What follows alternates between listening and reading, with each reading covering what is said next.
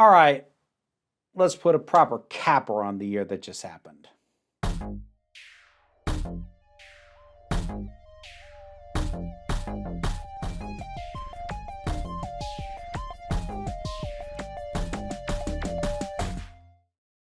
Hey folks, normally my first video of any given year is a look at what I thought was the best entertainment of the year before.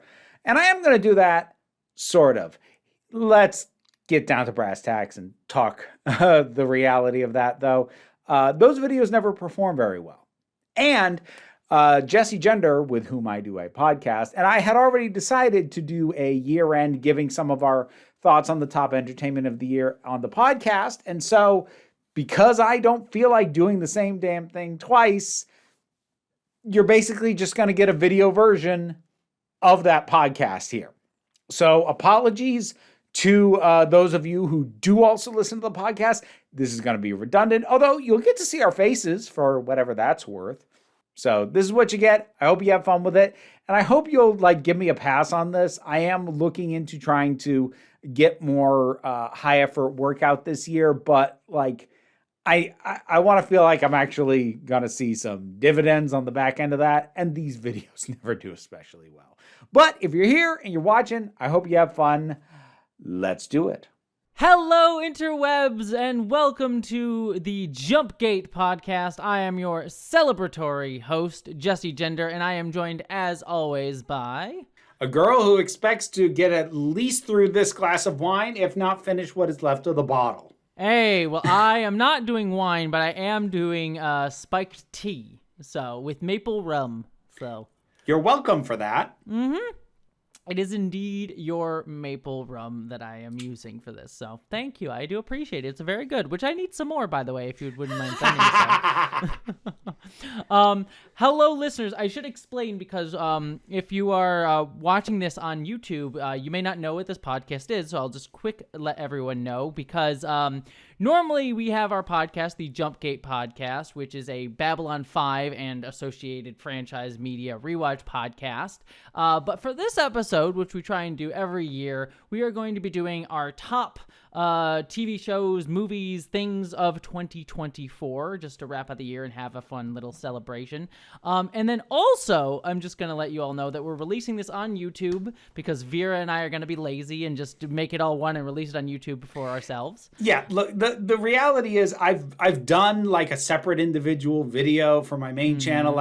Here's the best stuff that came out this year. And the video always tanks, and I'm not going to duplicate the work. We're going to have the conversation here. This is what you get. Yeah, so we're just being lazy is what you're saying. It's just you're a lazy bastard. It's the end of the goddamn year. Yes, I'm being lazy. God, I'm going to have to bleep that because I swear so much more. I know. I swear so much more on the podcast than I do on my channel. I realized it as soon as I said it. I know, and you can't do... now you can't do your weird, embarrassing me with your sexy voice anymore. I find it very amusing that you thought... Shut up. No. You would get away this on video. With me not doing that. I don't need you turning me red on video. And the glory of the blush filling her cheeks now can be seen by the audience at large. I hate you so much. I'm also... Good girl. You so much. I also am annoyed beyond that because as you can listeners or viewers I should say, if you look on screen, I'm moving this week, so the one episode we actually record on camera is the one where my background looks like shit because I've torn everything apart. There's literally a whole table on the floor, there's everything's all over the place. So yeah, this is just, of course, you look all nice and dolled up and all pretty with your cleavage being shown on camera. Yeah. I picked this top for a very specific reason. Yeah, and I've just been lifting things all day, and I'm sweaty, and my room looks like crap. So we're just two opposite ends of the spectrum here right now. And here we have the full scope of human experience. Exactly. Two trans women, one looking sexy and one just sweaty and looking like shit. That's the human spectrum experience. That is the two genders. The two genders are push-up bra and Spider-Man hoodie. Yeah, exactly. Yes, exactly. As it should be. As it should be. Also, before we get into our top of the year, everybody, I should say we're going to be doing a little tease because, as you know, both of us are teases. We, as I mentioned before, the Jumpgate podcast is our Babylon 5 rewatch podcast. However, we are about to, within the next month or so, maybe a little bit longer, be finishing up watching all of the Babylon 5 media. And when that ends, we're going to be jumping over to a new franchise and new series that we're going to be watching that I am particularly very excited about that we will announce at the end of this podcast. I think we already mentioned it in another podcast, but since we're doing this on YouTube, we might as well be all cryptic about it and make you watch to the end, because watch time is a thing. Or you can jump to the end right now if you don't care. I mean, who knows how long this is going to go. I've got a fair bit of wine to get through. Well, also, since this is video now, you all get to see my cat Kipo has come to join us. Hello. Hi, Kipo. Yeah. So I remember that kitty. Y'all get to see his beautiful face. He may even start purring for y'all. If y'all are good. Only if you're good. Okay. You can be good for us, listeners, can't you? And don't viewers. Don't do this to the viewers. You can do it to me, but you can't do it to them. Viewers, this is just a sample. You can get more of this in other places. Wow. Just hawking the wares. I got good wares to hawk. Just saying. It's confident. I like it. For listeners, what we are going to be doing for this is we're going to be talking about our top fives. We're going to be doing our top 5 movies, top 5 TV shows, top 5 video games, and then top 5 other random eclectic things, books, life experiences, what have you. That we'll be going through. Yes. And we're going to alternate where, like, I'll say my 5, you say your 5, I'll say my 4, you say your 4 for each one. And we'll talk a little bit about it, discuss it if we've both seen it, or just promote it to the other person, and then we'll move on. Yeah. So. And I will say up front, we have 3 broad categories: movies, shows, and video games. Mm-hmm. I will say up front, I watched very few movies that came out this year, and I played very few video games that came out this year. The lists are going to be a little odd, and while I will stand by, some of the top tier picks, some of the stuff is on here because I didn't take a lot in. I will cop to that right now. I did take a lot in, as I usually do. I like to take a lot in. See, I can play this game too, Vera. I know you do. Shut up. But I will say, especially when it came to movies this year, I knew my top 2 movies instantaneously. These are going to be my top 2. The rest of them, I have a bunch of honorable mentions that I'll just quick list off. Honestly, any of the ones in the honorable mentions, I could have argued into the top 5, just because my other 3 in my top 5, I'm like, I like them all. Like, they're all good movies, but there was less like, oh my gosh, this has to be in my top 5 movies this year than there were other years. Like, these are all the ones I'll mention I think are really good movies and really solid, but they don't like hit me very hard, other than the top 2, which I really loved. Other years, there's usually at least 5 where I'm like, yeah, 100% these are in the 5. And then there's me, who literally just noticed I didn't have a 5th and added one on 2 minutes ago. Yeah, my honorable, like my TV shows and video games are going to be shorter in terms of their honorable mentions. But my movies, I have a decent chunk of honorable mentions. And like I said, I with a couple edge cases, I think for the most part, I could have put any of these in the top 5. We'll end with movies though. We'll come back to that. I think movies is probably, would you rather start with movies, TV shows, or video games? What are you feeling? It does not matter to me. My list is weird as hell. Well, since people generally like movies, we'll put that towards the end. Let's start then with TV shows. I'll start off. I'll do my honorable mentions. You do your honorable mentions if you have any. And then I'll do 5, and then we'll alternate. We'll have you start the next one, that whole thing. Alrighty. So for best TV shows, just my honorable mentions, not getting too deep into them. What We Do in the Shadows, which just had its series finale just like 2-3 days ago, as of this recording, I should say.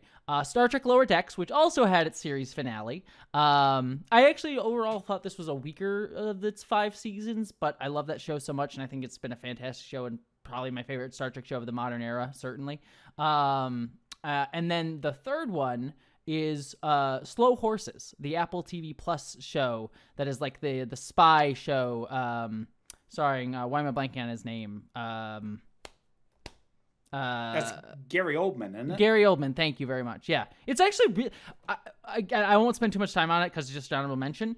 It is a very fun show, and it releases seasons like clockwork. Like in the streaming era, we usually have to wait 2 years for a damn season of a show, if not longer. This is a show like they air the next season on at the end of the season that you're watching every single time. So it's like, all right, cool. Like they tell a complete story. It's based on and it's like generally pretty fun. They have some really cool actors in there. Like they got Agent Smith. Why am I blanking on his name? I'm just showing off. Hugo Weaving. I wanted to say Hugh. I know. I wanted to say Hugh Grant for some reason because I love Hugh Grant. We're in the Hugh Grant-tazance. Anyways, that's a whole other discussion. Love the man. But anyways, Hugo Weaving was a villain this season, and he's coming back next season. So it's just a fun show. I won't spend too much time on it. I could rant about it, but it's in my honorable mentions, and I think it's well worth a watch if you like spy stuff. For TV shows, I only have one honorable mention, and the only reason it's not on the list proper is because technically it came out in 2023. Mm-hmm. At the tail end of 2023, and I didn't see it until this year, but on Netflix, there was an animated show called Carol and the End of the World. I remember you talking about this. Which I really loved. Mm-hmm. It is a really beautiful celebration of the ordinary. And in a completely uncondescending way. And just, if you have ever felt like, all these things, this notion of like, okay, but society and my entertainment tells me I have to do these great grand things to have a life worth living, but I just want to see some friends sometimes and then go to Applebee's. What's wrong with that? If you've ever had that thought, even if that's not like your full day-to-day existence, but if you've ever had that thought, I think you'll really get something out of this show. It's really good. It's really beautiful. It's just gloriously put together. Yeah, I saw your review and it really made me want to go watch it. It's on my list. I think I'm going to watch it when I get a chance, but I was very excited about it. It sounded very cool. Yeah, like if you are pretentious enough to have seen My Dinner with Andre, which actually I'm doing a video about next year, ironically enough. If you've seen that movie and you thought Wallace Shawn was right most of the time, if not all the time, whenever those two characters disagreed, this show is for you. Oh, see, I disagree with Wallace Shawn's character in that movie. I think Wallace Shawn disagrees with Wallace Shawn's character in that movie because he wrote the thing. I know. But I think he's frequently right about a fair few things. The big one being blowing up at this guy who had to go and freaking climb Everest to feel like his life had any meaning. Yes, agreed. Yeah, it's not it's a good dialectic. Anyways, I like that movie. It's just funny you mention it because I'm actually mentioning it in 2 videos next year. One because I'm talking about stories that are helpful in the current state of the world. And also because I'm also doing a video on the Ferengi from Star Trek, and Wallace Shawn plays pretty notable Ferengi in that series. I love Wallace Shawn. Yeah, he's fantastic. He's great. What a beautiful little socialist. Yeah, he's like super socialist too. I know. I love him. I love it. Yeah, he's fantastic. And I'm going to add one more to my honorable mentions because technically it didn't air, it leaked. And that is the episode of Moon Girl and Devil Dinosaur called The Gatekeeper. And I'm not just doing that out of spite because Disney spiked a transcentric episode of a show, which they've now done a second time for the record. But this isn't just bitterness. You can find the episode. I have found it. I have seen it. It is gorgeously done. It is really intelligently done. It does a fantastic job of conveying the stresses and the unfairness of what is being done to trans youth in general and trans athletes in specific.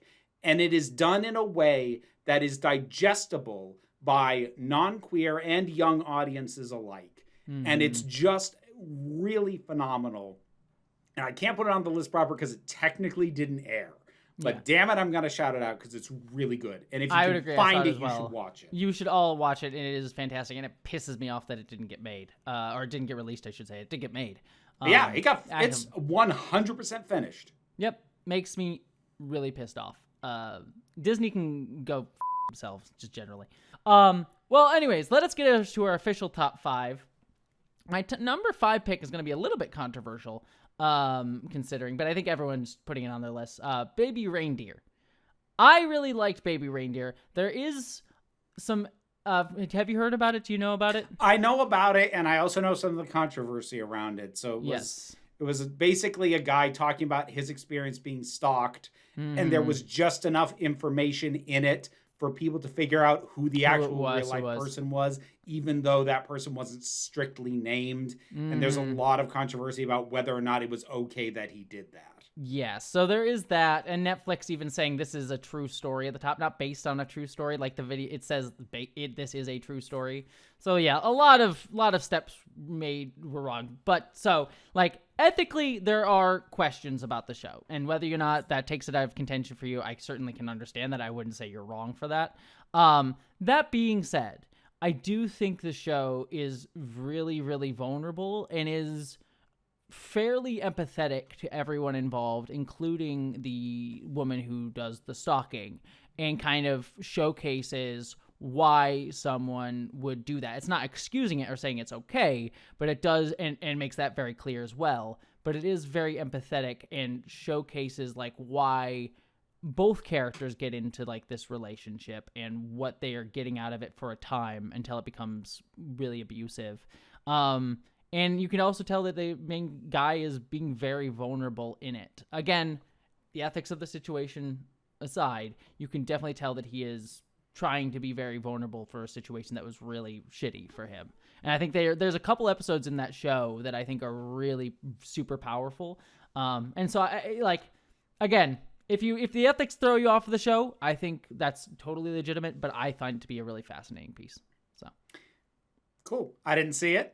So my number 5 pick is also going to tip my hand for something that is going to happen elsewhere in this list as well, which is I am permitting myself to single out individual episodes if I don't feel like celebrating an entire season. Fair enough. Which means that number 5 is Agatha All Along episode 7. Yep. I did not like Agatha All Along particularly. I liked it more than you, but yeah. But episode 7, which focuses on Patti LuPone's character, is a fantastic piece of television. It's just wonderful. And not just because Patti LuPone is awesome. Patti LuPone is awesome. She's just a phenomenal person. Every story I ever hear about her just makes me love her more. And part of me wants to go, I want to hang out with her. And then another part of me goes, you would die if you tried to keep up with this woman. Yep. Like, but the structure of it, and how well it takes advantage of her skills as a performer is just really gorgeously put together. It has a really great resonant heart at the center of it, something that a lot of the overall show lacks. But for one episode, it pulled together in spectacular fashion. I don't need to ever watch the rest of that season ever again. I will probably rewatch just that episode. Yeah, I would agree. And it does something that I really like that I've been writing about a lot, which is like show queer temporality and how queer people perceive time. Like that show is very queer overall, especially for a Marvel thing. It's super queer. And so like just showcasing queer people seeing time in a different way and viewing time in a different way through a lifetime, I think is a really cool perspective that I think that episode does really well. Yeah. So, and relationship to death as well, too. Yeah. So moving on to number 4. So I'm going to be honest, I'm cheating a little bit with these next 2 entries on my list because both of these entries technically released at the tail end of 2023, like October, November area. You phony! I know. But that being said, both of these shows notably did not get watched at all. And they both did end up coming to Netflix where they got a much bigger viewership in 2024. So like most people would have seen these shows, especially this first one that I'm going to say, in 2024. And the next one we'll do too. But the one I'm talking about right now is Pantheon. So season 2 of Pantheon. So quick thing about this show is this was an FX show that released during the pandemic. It was released on FX's streaming series. So there's that, which already streaming. FX channel. had a streaming thing? They did. It's like FX Plus or whatever. So already, who the hell is watching that? So there's already that. Then they released this heavily serialized show out of order. Like they released episodes wrong on accident, never fixed it. And so it canceled at the end of season 1, but the studio that was making it decided we'll just finish off season 2 and tell the whole story. And so season 2 does complete the story, and I actually think it's like it feels like this is the exact amount of time you need to tell the story. Didn't need more of it. I think 2 seasons is perfect. So it's fantastic. Season 1 is on Netflix right now. I believe they're gonna release season 2 on Netflix, but even if you can't, like, go watch both because it tells a full story. It's not gonna be one of those shows that like ends and you never get the full complete thing. It has a good ending and it is fantastic. To actually sell the show to you now, it is very much, it's my kind of series. If you know anything about me and my love of cyberpunk and identity and corporate control, I love this shit. But it is about a world where people can upload their brains to a computer and the different ways that happens and how it's all filtered through corporations and how corporations are all about trying to extend their own identity, extend their own power, extend their own reach, and how they sort of like commodify this and not even just commodify, like weaponize uploading people's brains. There's just 2 sequences. This is from season 1, and I won't spoil season 2 because season 2 gets bonkers. Like the final 2 episodes of season 2, like you're watching this whole show, it's this really good like corporate thriller, sci-fi thriller. Then the last 2 episodes just go like, all right, since we have to end this show, we'll go fully extrapolating how far we can go with this concept. And when I say they go full out, I mean like it goes way further than I would have ever expected. So like it ends wildly and it's great. But in the first season, just to like give you an idea of how this goes, there's some cool body horror stuff. The way they upload people's brains into a computer in this world is they literally scan your brain layer by layer. And that means it will kill you because they scan a layer, burn it off, scan the next layer, burn it off. And you have to be conscious for it. And you watch it happen. And it's a nasty scene. And this is one of the darker scenes. Like, this is bad. You can close your eyes if it's too much for you. But like, you see this guy's like, he has to talk during it, and it's being done against his will because they're testing it. And you see his brain like slowly like not work anymore. And it is one of the most disturbing because he's still talking and he starts speaking nonsense, and it's freaky as all hell. So there's that. And then there's another part where like the corporations, like they force this guy who's one of the smartest people in the world to upload to a computer. And then they don't let him be aware that he's uploaded, and they just overclock him.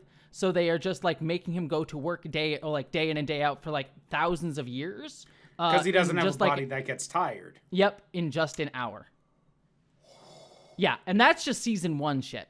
So it goes real far out there. And it's also like, it's not just the concept stuff. There's really good emotional stuff in there as well. There's this daughter whose father passes away, and then like his uploaded body like joins her in the video game that she's playing, and it's about like this relationship with a parent who's passed away and how you feel about that, and who gets to dictate your time with your parents, especially if your parents spends most of the time working. It's a really, really great series that I highly recommend. So I mean, it definitely sounds like your jam. it is 100% my jam. It is like the most me show ever. So yeah, highly recommend Pantheon if you have not seen it, and it is well worth watching both seasons because it has a bonkers ass ending. So cool. Yeah. So my 4th pick for TV is The Penguin. Yeah. Which I was skeptical about, but had a little bit of hope for because I was skeptical of The Batman as well, and ended up liking it quite a bit. And this, like, I never watched The Sopranos, but more than a few people have said, like, this feels like the spiritual successor to The Sopranos. And if James Gandolfini was still alive, he probably would have been cast. Yeah. I wouldn't have been shocked if he hadn't been. Yeah. But it's really well handled and really well developed and really well paced. it does a really good job, well-paced as a season, but also episode to episode. A lot of times, I feel like with a lot of more serialized stories, actual pacing within an individual episode is not handled as well as it can be. Each part of this is very well constructed, which leads to a very well constructed whole. There's a lot of really great performances in it, and it has that same mix of grittiness that the Batman had, while being just heightened enough that you could believe that this is a world where somebody thinks it's a rational idea to dress up as a bat and beat up people Yeah. on the street. So it manages that balance pretty well through almost all of it. Yeah, I will say when I started watching, I won't. It's your pick. It's not on my list at all. So I'll just say this here. Like I really ended up liking it. When I first started, it felt a little bit like Sopranos for babies for me, especially given his relationship with his mother, which was very similar to what the relationship with Tony Soprano was in that show. And so it just felt like a watered down version of that. However, by the end of the show, it was clear it was doing a different thing with the same basic framework. And I ended up really, not that I didn't like it from the beginning at all, but I think by the end it was doing its own thing, and I think did a really good job with it. I liked it quite a lot. Not enough to put in my top 5, but I thought it was really, really solid. So yeah, I really liked it. And in an odd way, like, I don't want to compare it too much to Gotham because, like, energy-wise, it's a very different beast. But, like, the things that I like about this depiction of the Penguin are a lot of the same things I really liked about the Penguin in Gotham, which is that he is this fantastic mix of, like, yes, he plans, but what he really is he's a real good improviser and he's a massive opportunist. Yep. Because only so much of this is planned, but he's quick on his feet. Yep. Well, metaphorically, not literally. But he's really quick to figure out a new way to spin something, assuming his own rash actions don't screw it up. And like, that was like, the overall depiction is not the same, but those are the exact same qualities I loved about the Penguin in Gotham. And it was really nice to see them show up again here. Yeah, I agree. All right, I'm going to move through the rest of mine faster because we're going to be here all night if we keep giving this same amount of attention to everyone. My number 3 is another show that got, like I said, didn't get much viewership when it came out, came to Netflix, got a lot, and that is Scavenger's Reign. Fantastic animated series. It is, how best to describe this? It is a story of a bunch of people who are working for a company, like a mining ship, crash land on a planet, and they're stuck there. You come into it. They've been living there for several months at this point, and they are trying to send a signal out to escape. And they're all like, they don't even know each other's life. You're following like 3 or 4 groups of survivors, and only like 1 or 2 of them per group. But what is fascinating about this show is the ecology of the planet. This show is very clear. This planet is like an entirely different ecosystem. The way it works is entirely different from our own, and humans should not be there because you touch anything wrong, you will fucking die because this ecology was not built for you. It was one of the, I think, coolest depictions of like just a different planet's like just biology, ecology, whatever you want, and nature on it. Like it was just so well done and so thoughtful. Like they show you like the life cycle of things as they're going through and how all of it sucks for humans. While also telling like really good stories with these human characters as well. And it shows cases like, while all of this stuff is hostile to humanity, there's like moments of really cool beauty in there too. So it's this mix of like horror and just like the beauty of nature, sci-fi. It's really really good. Sadly only got 1 season. It does have a minor cliffhanger at the end, and it was canceled, but was something that I would recommend just watching regardless of this slight cliffhanger ending. So cool. Yeah, never heard of it. Yeah, you should watch it. It's great. So my number 3 is Fallout. Another good one. Yeah. Which I don't have a ton of attachment to the video game property. It's one of those video game series that I've always enjoyed finding out stuff about. I've never really super enjoyed playing. And that's like even from back in the day. I tried to play Fallout 2 back in the day and it kept crashing my laptop.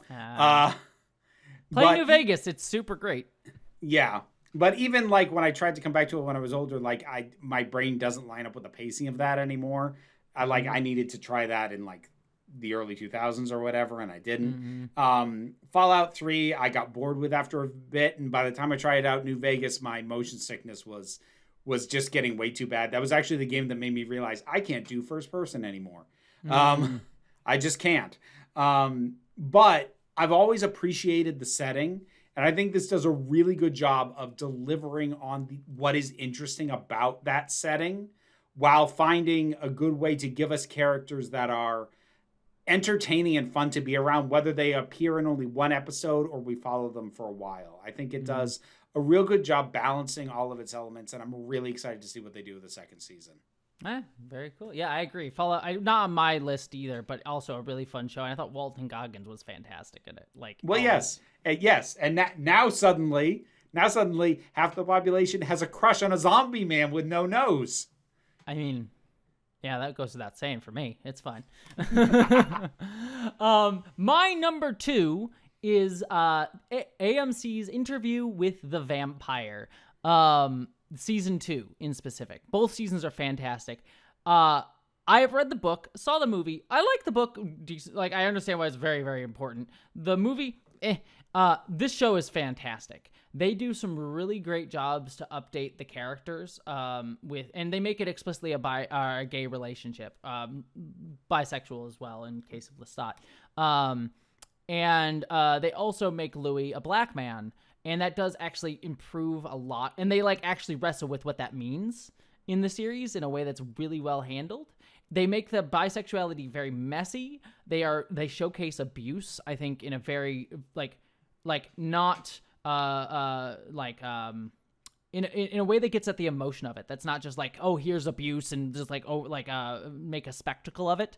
But it is really getting at the core of what emotional abuse does to people. And season 2 is them sort of in France and dealing with that whole second half of the book. And it's so well done. The framing of the show is also really good, and they do some cool things with that as well. Because the original framing in the original book is that Louis is telling this story to a young reporter kid that he sort of brought back to his home. The framing for the show is that guy that he interviewed, the kid that he did the interview with, is now an older, jaded reporter, explicitly gay man who lived through the AIDS crisis. And Louis calls him back and says, I want to redo the interviews again because I was lying during them. I didn't tell you the whole truth. And so it's sort of this interesting reworking of the original book that has this unreliable narrator element explicitly dealt with. So it's a conversation with the book, the updates that they make, and this conversation between these characters and how this man has become very jaded because of the abuse that Louis enacted upon him as well. And it's just really interesting just look at abuse, and it's very beautiful, really wonderful, fantastically filmed, amazingly acted, and I would highly recommend giving it a watch. I haven't seen it. My main familiarity with it is my girlfriend, who is a massive fan of the book. And the movie is one of her favorite movies that she can't ever watch again because she can't stand looking at Tom Cruise. Fair. She was really disappointed by that show. Really? A lot. Wow. And I'm not going to sit here and make her points for her because I never read the book in full, so I don't want to misrepresent her opinions. But I know with about half the things you just said, she would massively disagree with you. Absolutely fair. That's totally fine. I definitely think it does change the book a lot. So if you're a big fan of the book, I liked the book. And not to say that's the only reason to dislike it. But if you are a big fan of the book and are tied to a lot of it, it does change a significant portion of it. So that could be one thing that's hard for people to get over, which is fair. And there are other things that there's choices that they make. For me, though, I really love it, and I think it is. If it weren't for my number one pick, it was very close to being my number one. I'm not trying to start a fight. I just found it interesting. Your girlfriend, I hate her. Terrible. The only other person I've heard about that show from is someone who did not like it. That's fair. I really liked it a lot, but I mean, I can understand a different perspective. So my number 2 pick, regrettably, has to come with an asterisk, which is we have a currently unresolved potential issues with the primary creator, behind it. We still don't know exactly what happened, but it probably wasn't good. But that having been noted, X-Men 97, which I had no faith in. Starting with the fact that I don't think the 90s X-Men series was very good. I am an outlier in my opinion of that amongst my generation.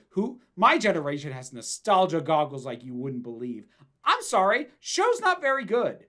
It's not. It's one of those adaptations where everything that's good about it is just what it took from the comics. The unique things of animation, it doesn't look that great, even for the people who tried to defend it. Oh, look good for the time. No, it didn't. Batman the Animated Series was coming out at the same damn time. It did not look good for the time. The voice acting is not great. A lot of the actual dialogue is not great. Like, the opening theme's a banger. I'll give it that. But I had very little faith in X-Men 97. But it does take it is one of those cases where what this is a representation of your memory of the old show.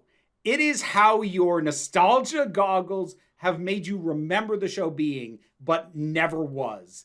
And this is that. And honestly, any show, especially at this goddamn point in time, that can explicitly make the point Magneto was right and back it up as well as this does, has my respect in massive quantities. Yeah, especially for Marvel too. I will put the asterisk because like I'm a completionist, so I have never seen the 80s show either. I was a Batman person at the time. So I want to go back and rewatch the whole series and then watch 97, which I know you said you told me not. Do it. Welcome to my specific version of being autistic, Vera. I need to watch all of it or none of it. It's how it works, which is what's prevented me from watching 97. This is just how my brain works. I am sorry. I know. Believe me, it frustrates me too. It frustrates me too. If you viewer/listener do not suffer from Jessie's particular affliction, forget the 90s series, just watch X-Men 97. It's real good, and one of the episodes did make me cry. Yes. And people in the comments, don't come at me in the comments. I agree with you. I should just watch 97. My brain is weird. I am sorry. Anywho, my number one, which is kind of not, it's a very conventional pick given the accolades it's gotten, but it is Shogun. I really liked this show quite a lot. I thought, again, I've never read the book. I have not seen the original mini-series that came out before this in, I think, like the 80s, 70s maybe.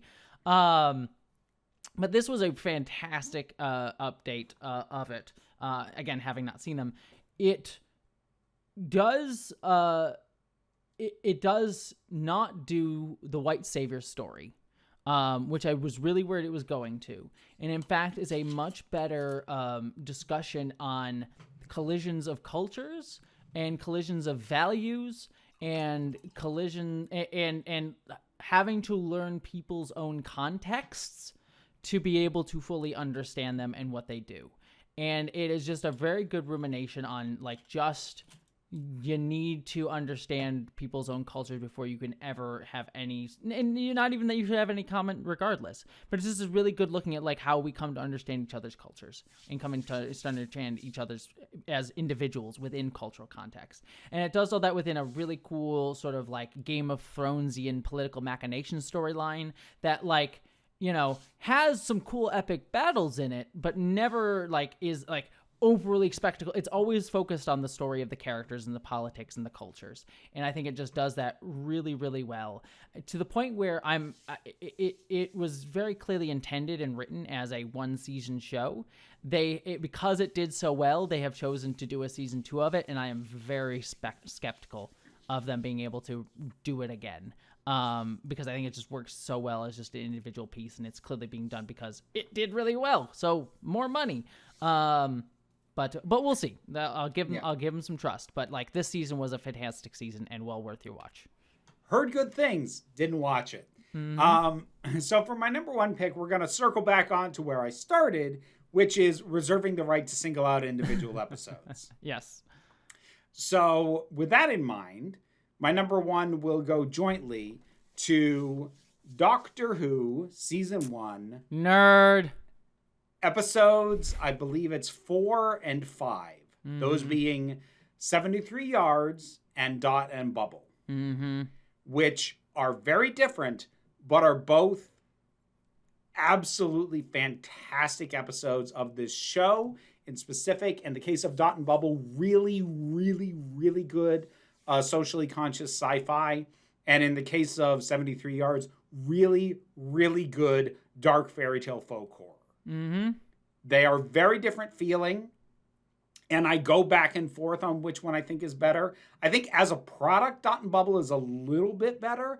I think in terms of being personally my jam, 73 Yards takes it over that, but they are both really excellent. I had very lengthy reviews of both of these, but 73 Yards was just so exactly in my wheelhouse and just the kind of thing that I love but would never expect Doctor Who in specific to do very often and not to do this well. And in the case of Dot and Bubble, the way it is structured, and I'm not going to say that either of these is above criticism, especially in the case of Dot and Bubble, which has a fair amount to say about racial politics. So if people of color feel that it mishandled some things, I'm not going to debate that. What I will say is that it is constructed in such a way to make me painfully aware of some of my own blind spots. And while that will not be everyone's experience with that episode, it was mine, and it made it extremely powerful. Yeah, I would agree. And if we had I just did series, but if I had singled out individual episodes like you did, I would have also probably placed those two on my list as well. I don't have anything more to add than what you did because they're both fantastic. And I agree, like the 73 Yards, I think I love, like, my read on it is like a very queer reading of it, because I read everything as queer, but just like it's a metaphor for being queer is how I like to read that one, and I really love it for that. It can be read as many different things, but that's my personal read on it, and I really like it. So yeah, I agree. All right, let us keep moving on. Let us go to video games. Video games. Video games. You start off with your honorable mentions this time. I have one honorable mention for video games because it came out in December of 2023, and that is a game called Cookie Cutter. It is a cyberpunk emphasis on the punk end of that.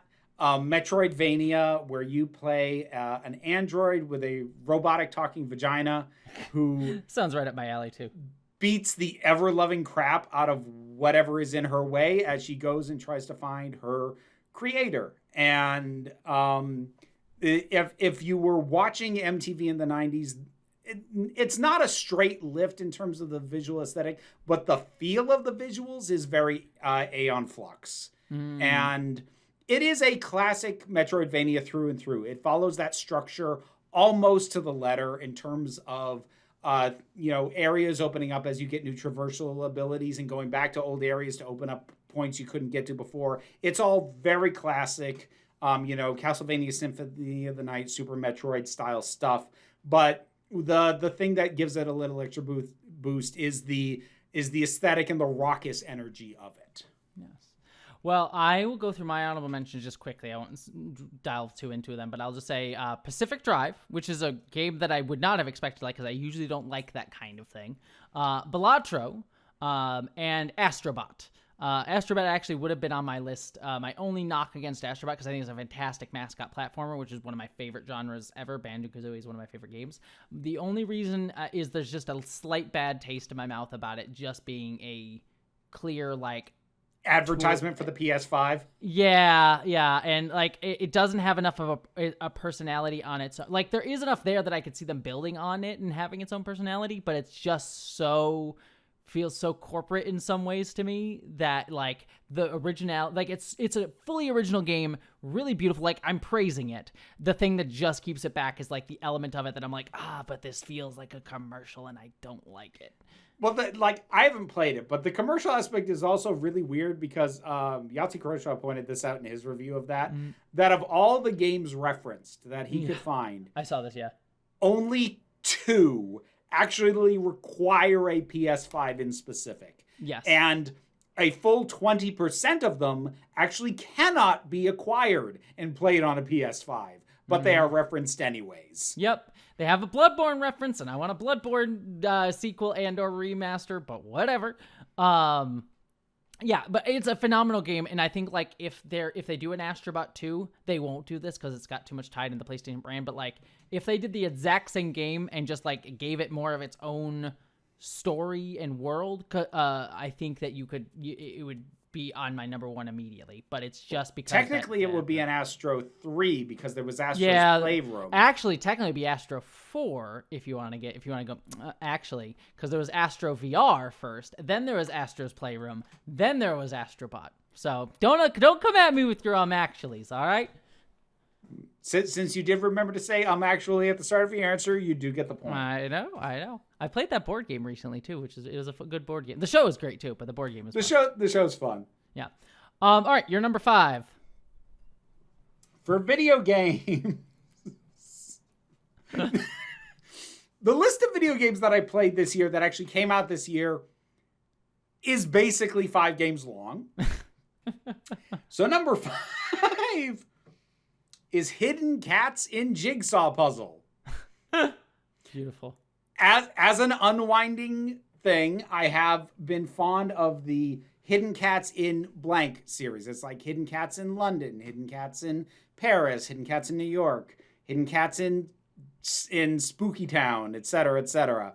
Well, they came out with a jigsaw puzzle game that just takes all the designs that they've done for all the other games and just makes them into jigsaw puzzles, and you can try them at varying difficulty, and you can alter the number of pieces that they are and whether they're in color or black and white to adjust your difficulty formally. And I sunk, I think, the second most hours of anything I played this year into that. So there you go. Well, my number 5, and I'm going to be honest, I've just started playing this, but I also know this is a Jessie gender shit. This is my shit sort of game, so I'm putting it on here anyways. Stalker 2.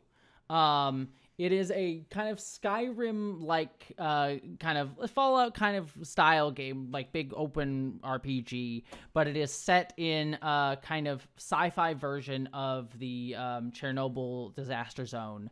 That you are sort of going in. There's mutants, there's different bands or groups, different factions. It's also very horror, a lot of horror vibe in it too, and a lot of its decision making is like much more elaborate than like Skyrim's. Like, which version of the racist do you want? Do you want just the imperial racists, or do you want just the just racist racists, the supremacist racist in Skyrim? Here, there's actually a lot more like dynamic storytelling going on, and just the vibes are really cool. So I just always like dystopian sci-fi, especially like Ukrainian kind of dealing with politics-y kind of stuff.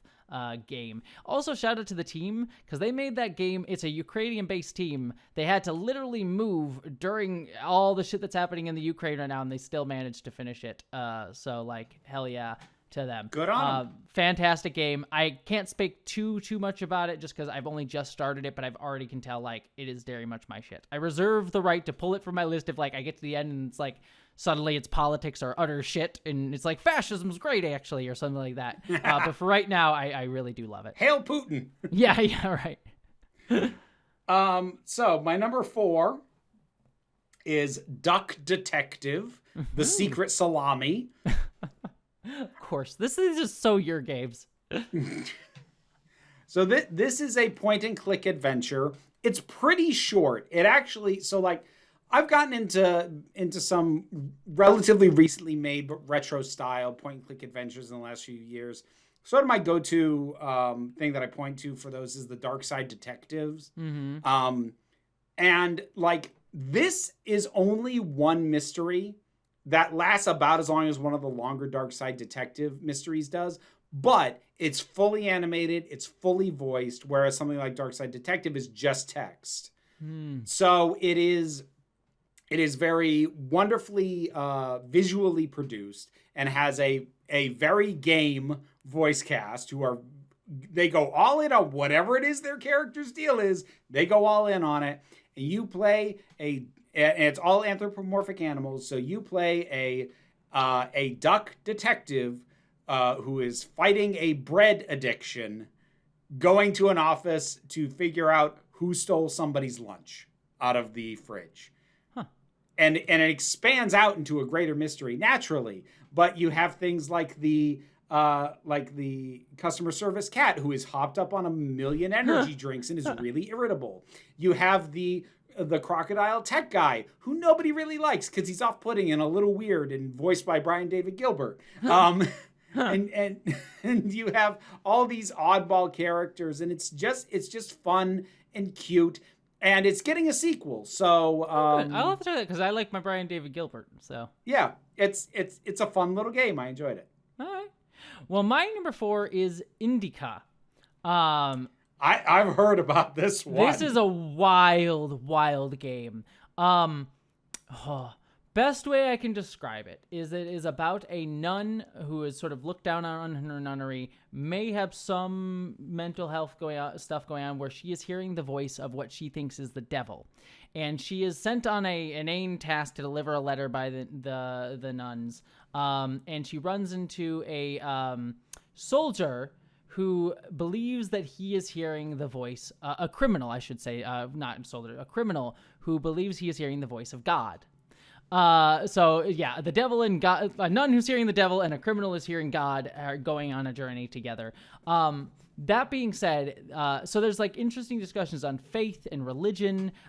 It uses the medium of a video game to talk about religion in an interesting way. Like you literally have points for how many like sins or like good deeds you do throughout it. And it's talking about how the church kind of uses that as a tool of control, kind of like how they would say like, oh, you can pay your way out of purgatory or whatever back in the Middle Ages or whatever. So indulgence. Yeah, so there's some interesting discussions on that, some interesting discussions of religion and belief, but it's also incredibly surreal. Like, I won't spoil too much of it because there's some of the moments of joy in the game is you'll just be walking through like what looks like kind of a normal thing. You'd be like, oh no, this is actually really weird, actually. And there's just some cool moments. You just start going through things and you just realize how, if you look closely, the world is real strange, a lot stranger than you think it is. Like, for example, one I'll just use is that you start walking into a factory and it's like a fish packing factory for like tuna fish or whatever. And you're walking through it. And then all of a sudden you start realizing like, that fish is like the size of a person that I'm walking by. That can is like the size of my head. Oh, and then you go further and it gets more and more surreal as you go. So it's just a game that rewards you just looking around and being like, oh, actually, this is real weird. So, and there's just a lot of other surreal stuff in it. So I'd highly recommend it. I don't want to spoil too much because it's rather short. It's only like 2 or 3 hours to beat. And a lot of the joy of it is just like the surreality of it that you're experiencing as you get these interesting philosophical conversations. So great game. Nifty. So what are we at? Number 3? Mm-hmm. All right. Number 3, I would put this game higher, but it's in early access, which means I don't know how much will change between when I praise it and when it comes out. Not that I think they're going to screw it up and get it and like make it bad, but I don't know. I'm not sure I want to put an early access game any higher, but Hades 2. Yeah. Aaron's playing the hell out of it, so I have sunk a lot of hours into the original Hades, and this has already had like one major update since it first released into early access, and it is, if you enjoyed the first Hades, it has the same strengths. It has that same building on your runs and your relationships with other characters deepen. And it's mostly new characters, so it's not retreading a bunch of the same stuff. And also, even mechanically, it plays pretty different because in playing the first one, like the main thing was just like be good with your weapon. Like, there's other stuff that you can do as well, but, like, be good with your weapon and that'll suit you. That's not going to get you all that far in this game. You need to be good with your magic. And so, like, there were magic abilities in the first game, but they were something I'd, like, occasionally remembered to use. Like, no, if you don't use the magic stuff in this, you are not getting very far. And so it while feeling very much akin to the first Hades, it still feels just different enough that it justifies it being a sequel as opposed to an expansion. And I like the characters. I like the setting. I liked the first one an awful lot. This is a pretty solid successor to it, and it's more Hades, and I'm here for that. Awesome. Yeah, I do want to play that. I've never played either Hades game, mostly just because like isometric over like those types of games aren't usually my jam. But I do want to get into them and try them. Like that, there's enough. It's one of those games. I mean, it is a roguelike. So like, but it's not one of those games where you really have to get good. Like, especially early on, you will continually be unlocking new stuff to try and figure out what works for you. But also, like, the narrative is just really, really strong. So even if you don't super love the gameplay, I like isometric games. It's usually not like about my skill level. It's just like those types of games don't really ever click with me for some reason. I just don't know why. Yeah. Give it a shot because I think you would dig the hell out of the story if nothing else. All right. Very cool. Yeah, I've heard a lot of good things. I've probably watched a few analyses of it now. So, anyways, my number 3 is Prince of Persia: The Lost Crown. I'm going to be honest, I have not played any of the Prince of Persia games except for this one, which is fine because this one's in its own whole story universe. It's a Metroidvania, and it is one of the smoothest feeling Metroidvanias I've ever played. It is so... You get into a flow state with it really, really well. The tools and the gameplay that you get into it just makes you move. The traversal is like when a game can make like getting around the map just a lot of fun, especially in a Metroidvania. It is an absolute joy. Like I like Metroidvania games. Like I played all the Metroid games and stuff like that, and I enjoy those games a lot. But sometimes you get confused about where to go, or like sometimes the traversal is like, all right, I have to go back through this. Like this game, every time I have to go somewhere, I'm like, it's a joy. Like the amount to jump around, get around, the powers that you have, the abilities to get around things. It is just so much fun. So much so that they have like these like obstacle courses in the game that you go through. That are just an absolute blast to keep failing and keep retrying over and over again. It's kind of like Super Meat Boy kind of vibe in those sort of things, or Celeste if you like that. But the art direction is really cool. It has a time travel sort of vibe to it. The boss battles are all super creative and interesting and use new mechanics in fun ways. This was just a really cool, and like the different areas you go to are really cool. Like it's just I think one of the best Metroidvanias I've ever played. It's just a front to back, like just nails everything that you need to get right about the genre, and it makes me angry that because it's an Ubisoft game and it didn't sell $1 billion, of course the developer is now no longer existing. We live in a hellscape, especially in the video game industry. So that sucks, but their game is fantastic. Even aside from layoffs, Ubisoft is a scumbag studio run by scumbag people who sheltered abusers. Yep. So, yeah. Ubisoft, I want to be very clear about that for numerous reasons, not the least of which that one. But this game and the company that made it, the developers that made it, it is not their fault. So if you don't want to support it for the Ubisoft reason, 100% understand. That makes total sense to me. But if that's not something that fully prevents you from getting involved in it, like this game is fantastic and well worth your time. Tiny tangent question. Since you like Metroidvania, you have played Hollow Knight, yes? Oh, yes, of course. Yeah. Okay, good. That's Metroidvanias meets Dark Souls. That is 100% my shit. All right. Yeah. Just making sure. Yes. All right, number 2. The Ware Cleaner. I've heard you talk about this. Yeah. So this is a game where you play just somebody who comes into the office after hours to clean the office, and you're a werewolf.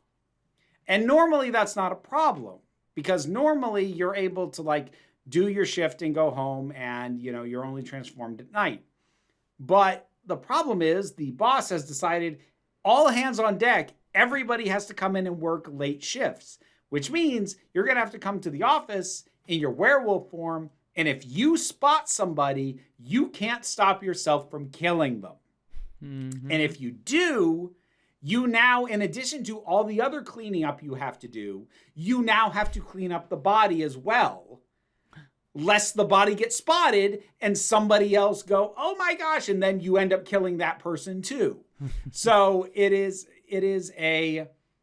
built around doing things as quickly and efficiently as possible. It's not that long.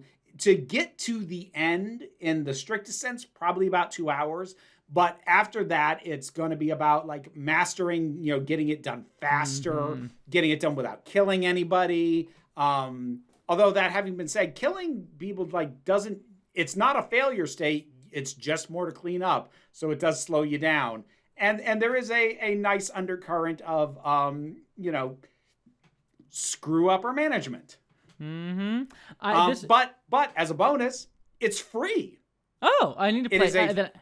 It is a free game that, like, they sell merch. They have cute plushies, but it's a free game. I do really want to play that because it sounds right up my alley because I used to play Power Washer Simulator, and this sounds kind of right up that alley, like a good relaxing kind of game. Like just like organized stuff. Like it sounds like my kind of. It's that with some time pressure on you, which is fine. I don't mind that. Like still sounds like a relaxing time to me. Organizing shit with also some paranormal things going on. Yeah, that sounds like relaxing to me. So my number 2 is almost a cheat, kind of. My number 1's going to be a real cheat too. But my number 2 is almost a cheat, and that's going to be the Elden Ring DLC Shadow of the Erdtree. I'm not going to spend too much time on this because this is a game that's been talked about to death by other people. And technically Elden Ring did not come out this year, but I played it this year because listeners... Didn't the DLC come out this year? That's why I'm saying it's almost a cheat. The DLC itself is fantastic. I will just say, like, I had never played a Dark Souls game until 2 years ago, and this is just what I'll tell people. Until 2 years ago, I had never played a Dark Souls game. I then played Dark Souls, fell in love with it, has become one of my favorite genres. I played Dark Souls 1, 2, 3. Was working my way up to Elden Ring. Played all of the, like, Dark Souls 1, 2, 3, Bloodborne, Sekiro, trying to think if there's any others that I'm missing from them, but like Lies of P, like all of them. Like I played all of them. I even have a Dark Souls tattoo now. It's the biggest tattoo that I have. So I've just gone full bore into this thing, hyperfixation and everything. And Elden Ring was just, I think, like the masterwork on all of it. Like I kind of was worried about it because what I liked about the original Dark Souls games is that, like, while they were like you could go through the world, they were fairly linear, and I kind of enjoyed the linearity of them. And I worried that Elden Ring, I get kind of overwhelmed sometimes by open world stuff, especially ones that don't tell you where to go. But Elden Ring does such a good job of, like, directing you, letting you know where you're supposed to go, while also allowing you to go off the beaten path and explore. Like, like in a world of Ubisoft games, which, like, overwhelm you with too much nonsense going on, this is a great version and objective markers for all of it. Yes, there's no objective markers here, and I never felt overwhelmed by because I also sometimes like the objective marker stuff because I'm like, oh, I can check boxes. My autism likes checking boxes and making lists go off. It's just the Ubisoft ones are overwhelming, but I also enjoy, like, the Spider-Man 2s, like the Marvel Spider-Man. Like, that's one where it's like the box checking in that is not so overwhelming that I can 100% it easily, and I get so satisfied by that. Elden Ring doesn't have that, which would have stressed me out normally, but it doesn't. And it's so fantastic. The gameplay is amazing. Shadow of the Erdtree in specifics, to talk about that. The DLC takes everything I love about Elden Ring and, like, does it to, like, the 10th degree. It has so many cool places that you just come upon. You're like, I have never seen this in a video game before, and this is just a cool world and design to get into. Some of the boss battles are so like amazing. There's one boss battle with, like, a god of madness or whatever that is visually stunning. And there's just some really cool areas, beautiful areas, some really great designs. People have talked about this game to death, so I will leave it there. There are people who are much more articulate about it than I am, but it deserves a place on my list. So I'm glad you kind of popped the cherry on the DLC thing, because my number 1 is going to end up being Vampire Survivors Ode to Castlevania. So this is the DLC that came out this year for Vampire Survivors, which, oh God, if you don't already play Vampire Survivors, I don't even need to know where to start with that. Vampire Survivors is a serotonin generator. Yep. And that is not monetized to hell and back. You pay for it once and then that's it. It just drip feeds you serotonin as you unlock stuff, and it gives you nice big flashy things to go, oh, look at this thing you just got. And it's great. And the Ode to Castlevania DLC is about as big as the base game. It's huge. And it's kind of funny, especially given that Konami does nothing of value and has not for ages. It is funny that they let the creators of Vampire Survivors, which just flatly came right up to the line of copyright violation with so many of the designs of its characters and creatures, as being just Castlevania ripoffs, is allowed to integrate actual canon Castlevania stuff.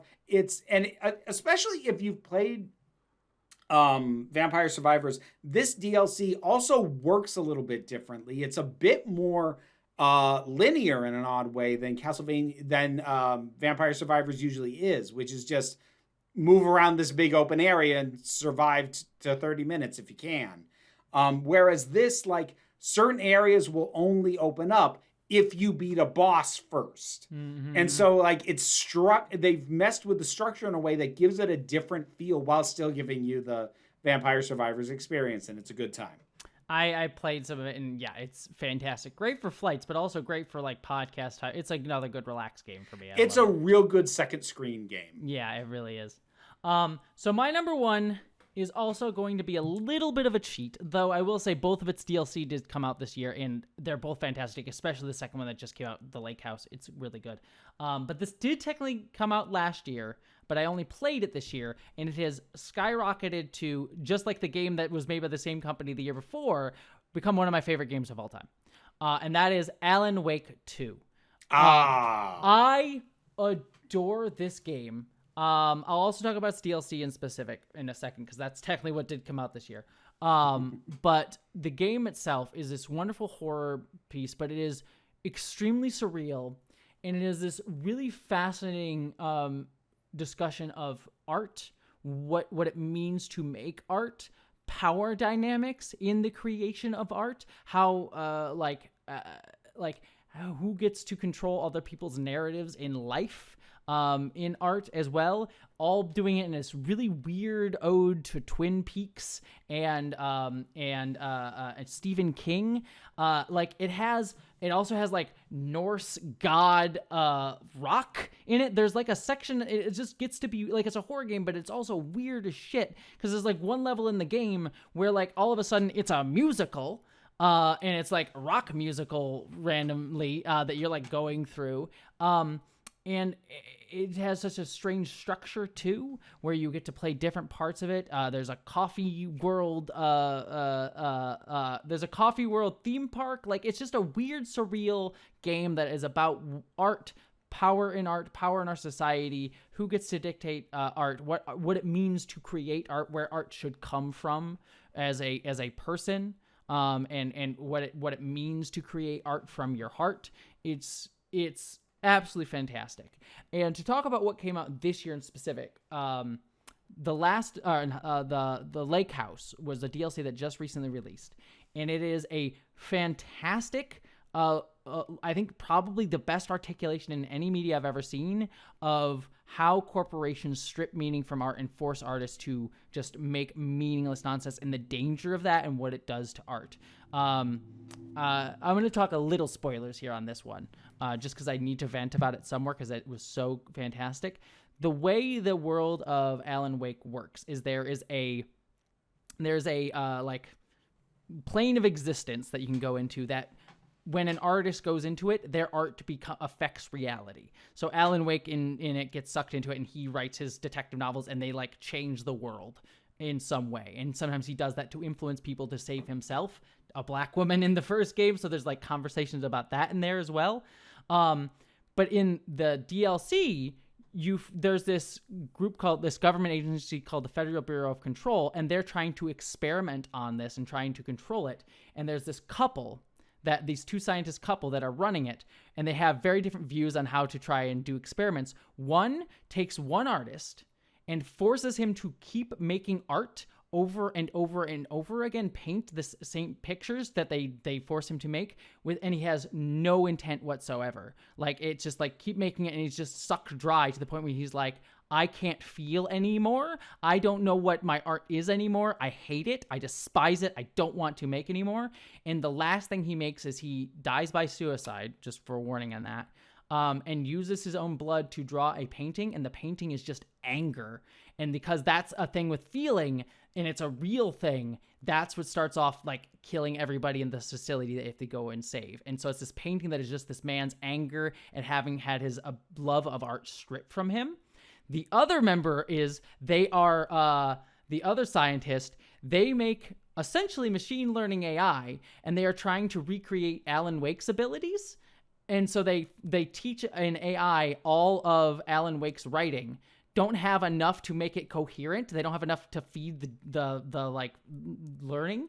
And so they pay other writers to mimic Alan Wake's style to feed into this AI generator over and over and over again to just try and make more Alan Wake pages that they can use to influence it. And so it's this, and it makes these like terrible monstrosity things that mean nothing and are incoherent that you fight. So it's just like this game, this DLC is just this really great, like, again, the first game's about what it means to make, I'm sorry, I'm ranting. I love this game. I'm neurodiverging at you. I apologize. The first game's about what it means to make art, what art is, and the power of art. This is like talking about how corporations and things strip meaning from art, and what that perversion of art is. And it's just fantastic. Rant done. Thank you for coming to my TED Talk. You're welcome. All right. Sorry about that, everybody, but thank you for listening to my passions. Let us before we get into our top 5 movies of the year, our top 5 other things. Actually, do you want to end on that because it gets personal? Well, we'll end on the movies because people like the movies. We'll do our other things first. So yeah, go to you, Vera. I have had one of my most successful years on YouTube this year, which I feel mostly good about. Because most of the stuff that did well was stuff that I put a lot of effort into. Like, some things that I really put a lot of effort into and I'm really proud of are things like the video I did on The Shining, the video I did on the Doctor Who episode, The Idiot's Lantern. And it was really rewarding to see those do so well. Honestly, the reviews I did of every episode of the new season of Doctor Who, I put way more work into those than I normally put into a review of something that just came out, especially when I'm trying to get the review out before the next episode hits. But I'm really, really happy with those. And I had an extra sort of joy coming from the fact that the 2 most viewed reviews out of that lineup were my 2 favorite episodes of that. They were the 73 Yards and the Dot and Bubble review, were really well received, which felt really, really amazing. And as much as I did not enjoy the process of making them, I am proud of the work I did on the Neil Gaiman videos that I put out. Didn't have any fun making those at all, but I stand by the end result. So that was sort of the professional level. I suppose the big thing in a lot of ways was I finally got the goddamn audiobook done. Yeah. And I just started listening to it, by the way. She's good, isn't she? She is very good. Aaliyah Torrey, my narrator, she's fantastic. And I hope now that this thing is finally out and she can put it on her resume that she gets more work because she deserves it. But yeah, I have been working on that for literally years. Other than that, it has been on a personal level. I don't feel like talking about the big picture. But on a personal level, talking about me, it has been a pretty good year. I went to Gallifrey 1 this year, and which I only do every other year at most. And that was really fun to do. I went to Rose City Comic Con again. And I have a lot of wonderful people in my life. I have a wonderful partner. I have a wonderful girlfriend. I have a wonderful boyfriend. And I have an amazing kid who is really, really awesome. And I feel like As the world crumbles around me, I must be doing something right because I'm doing as okay as can be done under the circumstances. Yeah. Well, your stuff has kicked ass and you've done amazing this year. So just let you know, I think you've done wonderfully.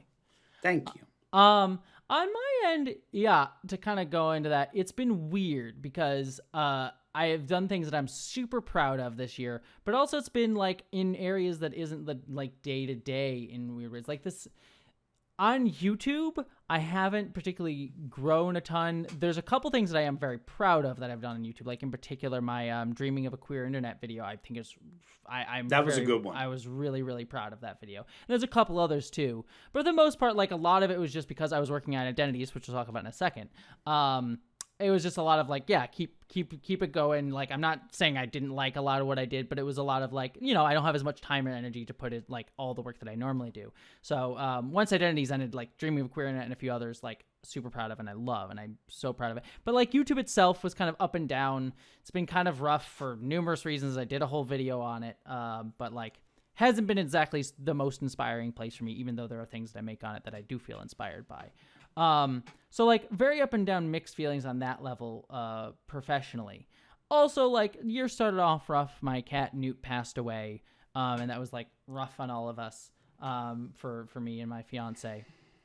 But that being said, some really big things happened. Like several months after Newt passed, we adopted 3 more cats who we really love and have become a huge part of our family, so adore them. I did get to make identities, which I've spoken at length about it in so many other places, so I won't give a whole treatise on it here, but it was probably the highest point of my career so far.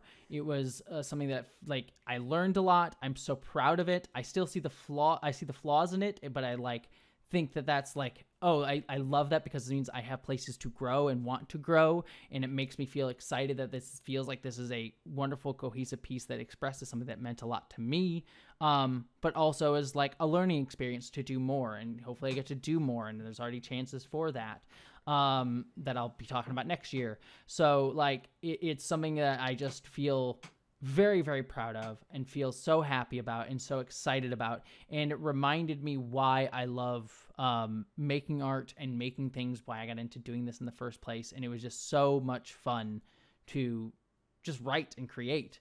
And it has inspired me to do a lot more outside of it. Like, you know, I've been writing a script and you've been seeing me work on that and other things that I'm working on as well, and other opportunities. So like, identities was just, it re-inspired me, and it comes with this like weird thing too to put into it of like the way even not talking about the world, because the world's its own fucking thing, but the industry itself has been kind of demoralizing for a lot of other people. So it's been this weird thing of like, I get this thing that I'm really excited about, I have frustrations about where it's going in terms of the industry, but it was like a weird feeling of like, as the world crumbles, I've got to make this really, and even the industry this thing is going into, I've got to make this thing that I'm really, really proud of and hope to do more with going forward. And then the final thing to mention is I got engaged at the same time that my movie came out. And that has been, really, really wonderful. So it's just like, you know, getting to spend my life with my fiance and getting to make this thing that meant the world to me. It's been this weird, like the world has crumbled. Even my day-to-day professional stuff has been like up and down. But like I've also achieved dream like life defining things, and that stuff I can't talk about, you know, Vera, but there's stuff I can't talk about that I'm going to be doing next year that are next steps in all of this. So like up and down year for many reasons, but I also got to do some of the highest highs I've ever had in my life. So very strange year in that regard. Well, 2 other things that I realized I should have said before that I'm going to add in now at the last minute because I can. Mm-hmm. One is my thanks to Sarah, the fat culture critic, and thanks to her not only for raising money for wonderful causes, but I got to be involved in 2 Shakespeare readings this year. Earlier this month with Much Ado About Nothing, playing Benedict, which was not a part I'd ever really thought about playing, but I had an absolute blast doing. Benedict. Yeah, make sure you say it right. Oh yeah, no T. Absolutely no T. It's all about the dick. But the other one over the summer was Midsummer Night's Dream, and I got to play Puck, which is a part that I've literally wanted to play since I was in high school. Mm-hmm. I have wanted to play that part for so long, and I really thought I was never going to get the chance to do it in a forum that anybody would see or anybody would care or felt like it meant anything. And I got to do that, and that was really, really wonderful. I am at an age where, as someone with acting aspirations, I am at an age where the bucket list parts stop being, oh, maybe I'll get to play one day, and start becoming the thing I have to come to terms with having never played. Mm-hmm. So getting to circle back on one of those and play that was really wonderful.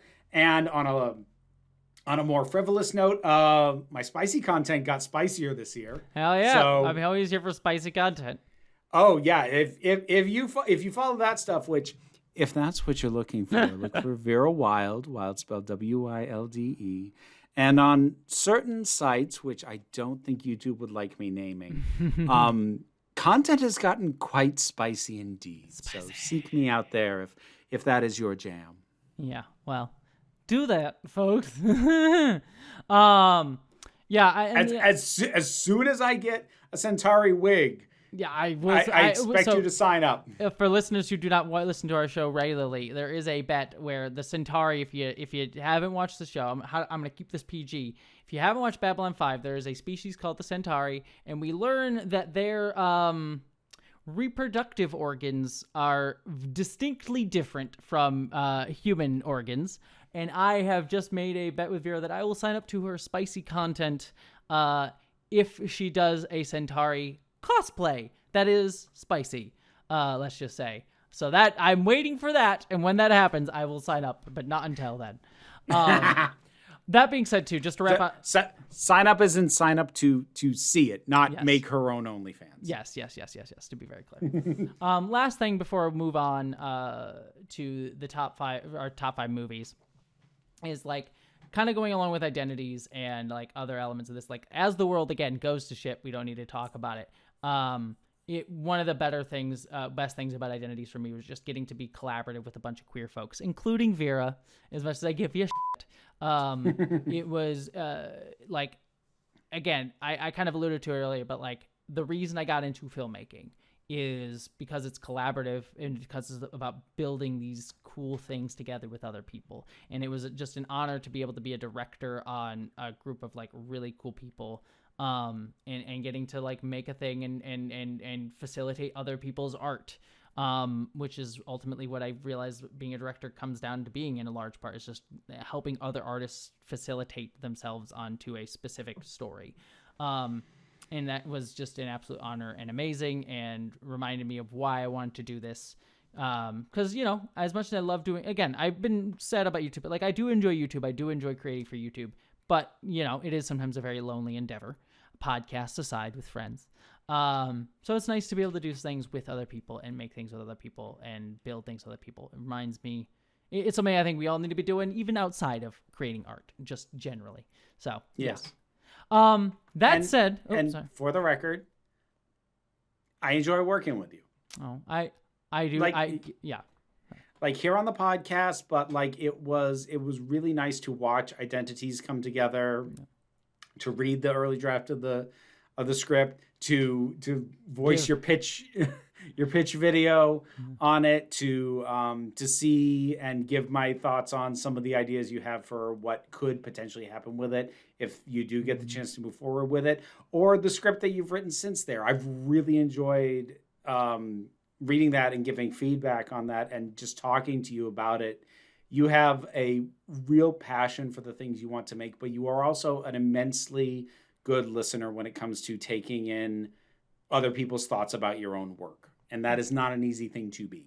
Thanks. I do. And I want to say, like, your thoughts are always incredibly intelligent. And, like, legitimately, every time I give you something, I'm like, oh, wow, your thoughts are so ridiculously good. You are a very good critic, and I say that in the best way. And it is like exactly reciprocated. Like, it is an honor to work with you. Like, you are one of the most thoughtful people that I've ever gotten to work with, both as a friend, as a critic, as an artist. Like, just generally, it is an honor and a joy. Doing this podcast with you is just an absolute like highlight of my week, and it's really fun. And I enjoy just getting to spend time with a very thoughtful person, talking about nerdy, stupid shit, and making jokes, and just hanging out. So yeah, it is an honor to know you. It is an honor to be a friend with you. It is an honor to make art and create things with you. So, cheers. My drink is done, so I would drink with you, but I'm almost done at this point. Movies. All right, I will start off this list. Like I said, I just to give a preface to this, my number 1 and number 2 choices were slotted in, no questions asked. I'm going to give a whole bunch of honorable mentions, and the reason that there's so many of them is that, like, really any of these probably could have gotten into the 3, 4, or 5 positions, and I was really struggling because, like, I like, these are all great. I'm not saying they're not phenomenal. They're just not ones that are, like, they definitely get these slots. You know what I mean? Try and burn through your honorable mentions. I only have a 1. Yeah. All right. Here are my honorable mentions. The People's Joker. I'm going to try and do this like an award ceremony. The People's Joker. Conclave. Heretic. Rebel Ridge. The Contestant. Coup, with an exclamation point at the end. The Brutalist. Oddity. Alien Romulus. The Promised Land. Society of the Snow. Love Lies Bleeding. Late Night with the Devil. Honora. And The Goldman Case. So that is my honorable mentions.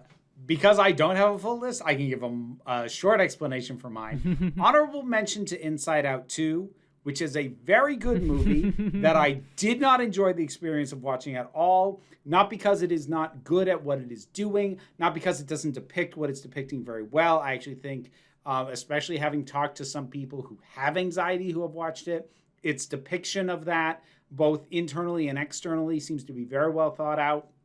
It does a very good job of building on the first one, but there is so much cringe content in it, and like appropriately so. Appropriately. It's dealing with a teenager hitting puberty, getting ready for high school. I get it. It's gonna be cringe. It's well made. I hated the experience of watching it, and I will never watch it again, but it was a good movie. Yes, I actually weirdly like cringe content, so I really liked Inside Out 2. Didn't make my list, but like I thought it was also a really solid film. So yeah. Also, I'm just gonna put this out here because people, I'm just gonna say it. I will not explain because I will actually be doing a video on at least some of these next year. But I know people are gonna ask me about it. There's a reason that Longlegs, The Substance, and definitely not Amelia Perez are not on my list. Again, Longlegs and The Substance I don't hate as much. I just have issues with them, but I know a lot of people are putting on their list. And I just want to say, before you come at me in the comments, because I've already had people when I explain my list ask me about those two. I like them. I have issues with them. They're not on my list. All right. Starting off with number 5, Monkey Man. This is a phenomenal film. Dev Patel, this was a passion project by Dev Patel. If you look into the history of making the movie, like they had almost no money to make this. They had to like stop and start and re-edit it and do a bunch of different things with this. It has a really sordid production history to finally get it to where it is.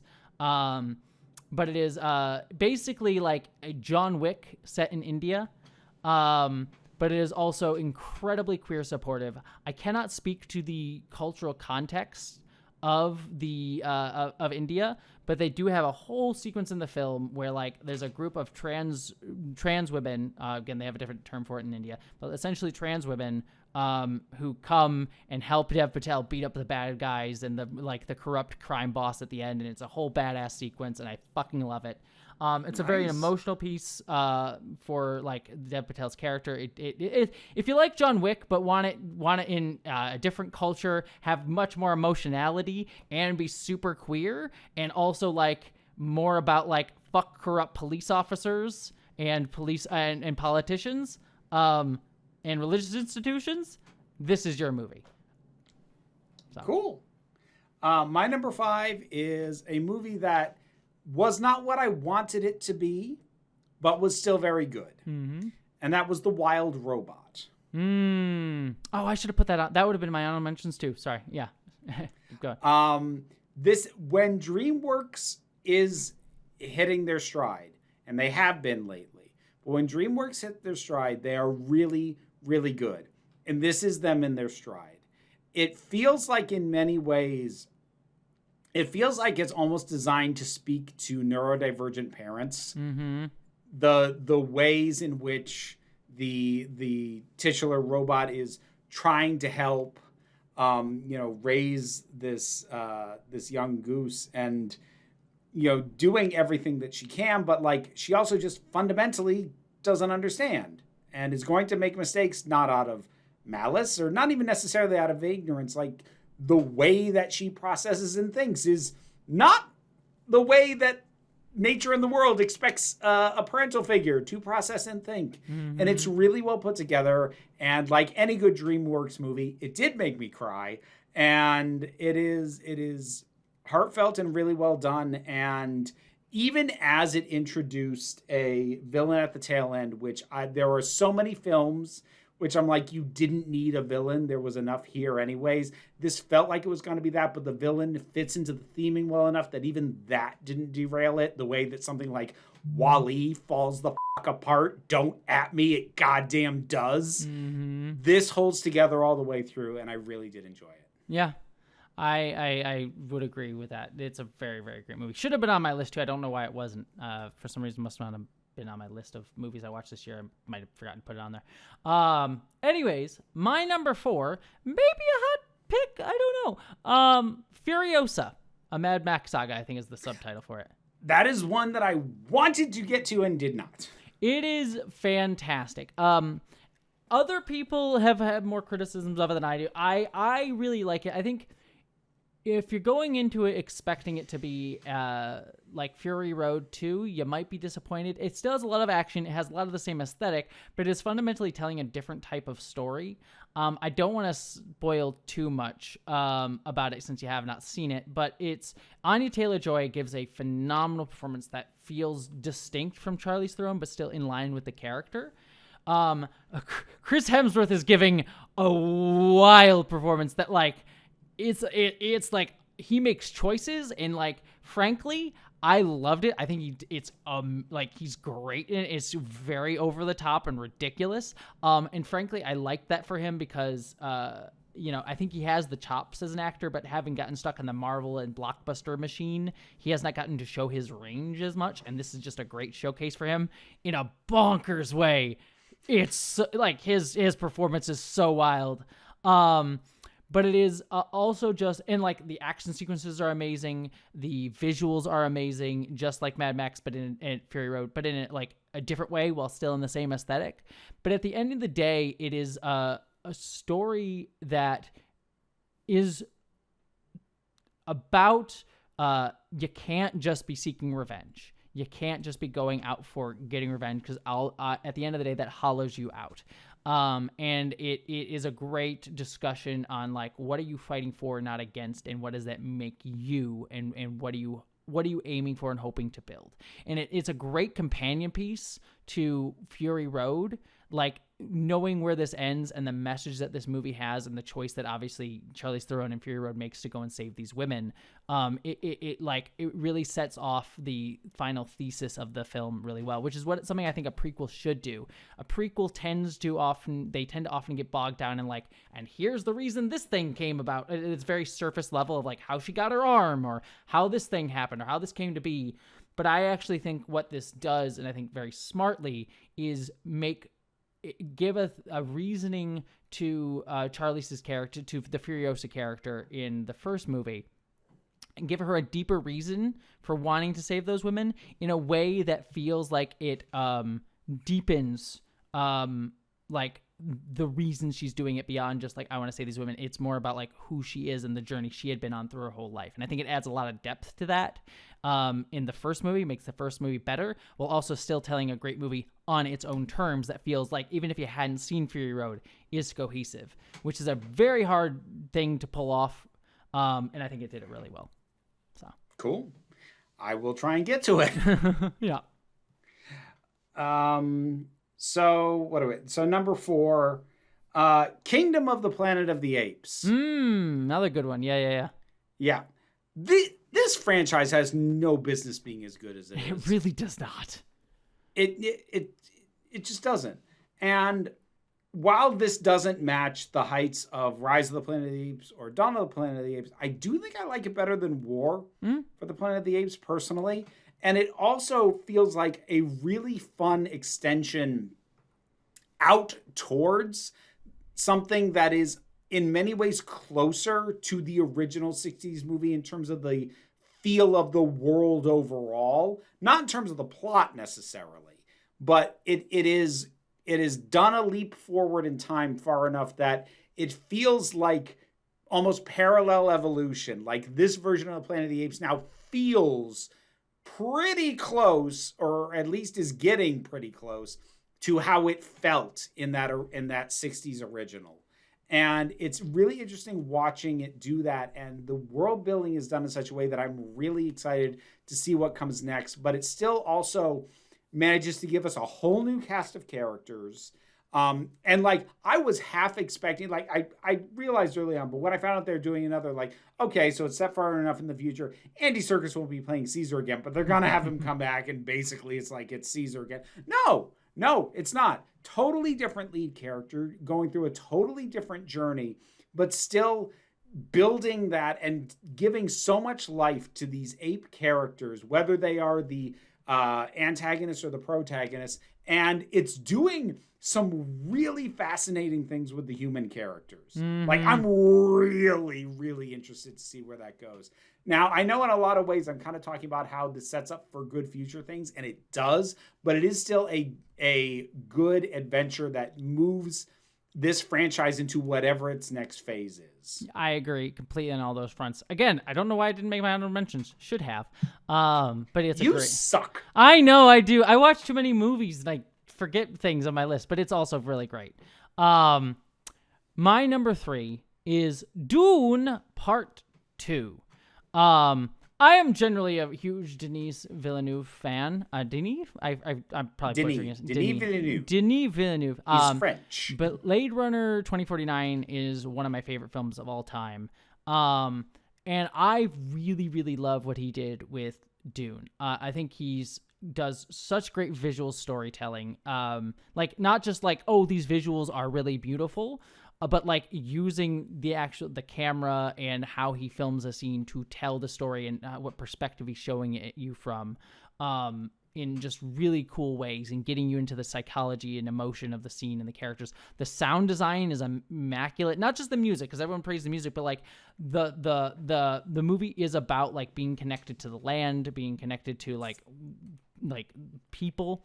And so like this like thumping of your chest that it does throughout the piece, and like connecting the thumping of the ground to call the worms, like it's a good way to like connect that idea of like just being connected to things and feeling your heartbeat. So like the sound design is doing really great work. The acting is fantastic. And frankly, and this might be controversial to say, I think gets at the themes that Frank Herbert was trying to get to in the Dune book better than Dune itself does. It's going to be controversial to say that. And I'm not saying it's better necessarily. There's a lot more nuance and thought, and obviously he wrote it first. So like Denis is building off of that. So, but I think like there's a reason that Frank Herbert had to like make Dune Messiah afterwards, to be like, hey, all of you people venerating Paul and saying he's a cool main character. No, the whole point was he was a piece of shit. Who was literally, he says he's worse than Hitler, like making it very clear.